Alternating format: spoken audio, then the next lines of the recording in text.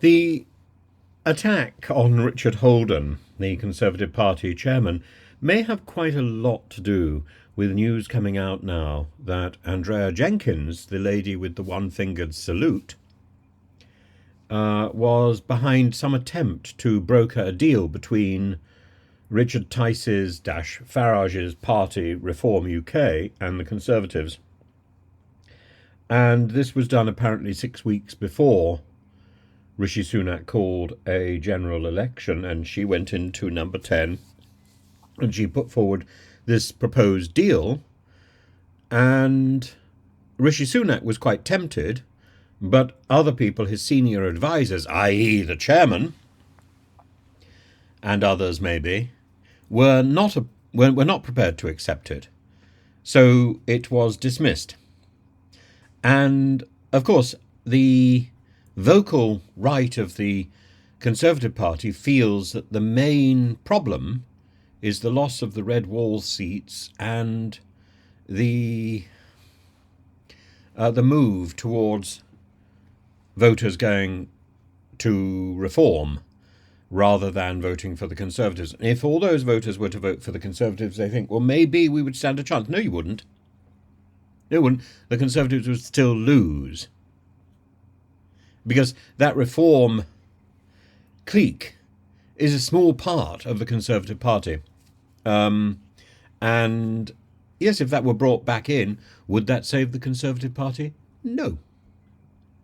But will the Conservative Party now turn on those people who were resisting that one lifeline?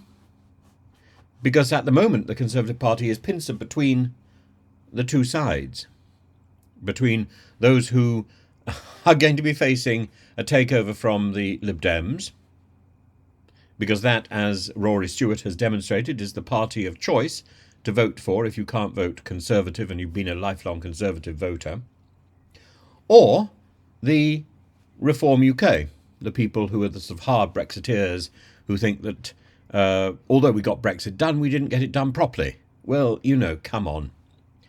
The person who was in charge of Get Brexit Done was Lord Frost, the twit, who didn't know about the constraints on turning his life peerage into hokum, so that he could stand as a Conservative candidate in the general election. He couldn't. There are rules in the 2014 law. It does actually say that a person who is a life peer will not be disqualified from standing in a general election, but it doesn't say how that person can stand in a general election. A person who is a disgraced peer probably would be disqualified, because the only way to renounce the peerage otherwise is to be stripped of the peerage, or to renounce it if you are a hereditary peer, to renounce it as soon as you can, and under the terms set forward in the 1963 Act for Tony Benn. That is one way to renounce a peerage, but you can't renounce a life peerage. That is the problem. And somebody has very kindly quoted the 2014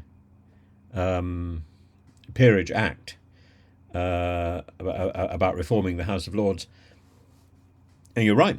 It does say that that life peers who are no longer peers are not disqualified from standing for the House of Commons. But how to get to that position isn't specified, and that process is not has never been put forward.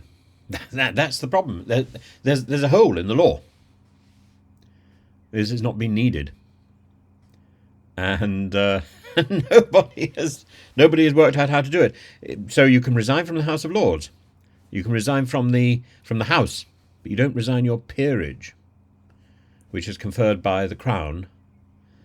And the Crown can take it away, but only as a matter of disgrace. So we know this twit was the person who put forward Brexit, and he didn't manage to do it properly because he isn't capable of reading his paperwork. He isn't capable of managing his brief.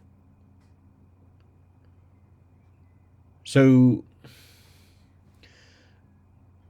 Brexit may have been bad, but the Brexit we've got is even worse because it was managed by a twit and a series of twits. I don't think Lord Frost was the only twit in the room. And if that's all that unites Reform UK, it's not very much, is it? Because they don't have very much of a platform except to try and make Brexit work. Tell me, after 6 years, what are the Brexit benefits? I don't know any. I've not heard any. And if you try and go abroad now, oh my God, it's a nightmare. It's a nightmare. And if you try and buy anything from Europe, nightmare. Everything is more expensive. We have voted to make life difficult. Oh no, democratic. There you are. But it wasn't democratic, the Brexit that we got, was it? The Brexit negotiated by Lord Frost and co. has nothing to do with democracy. That's to do with stupidity. And if that's what you want to defend, you're defending stupidity. Sorry. And you've got to make a distinction between Brexit, that was voted for in the referendum, and the Brexit that we got, which was accomplished by twits who don't read paperwork.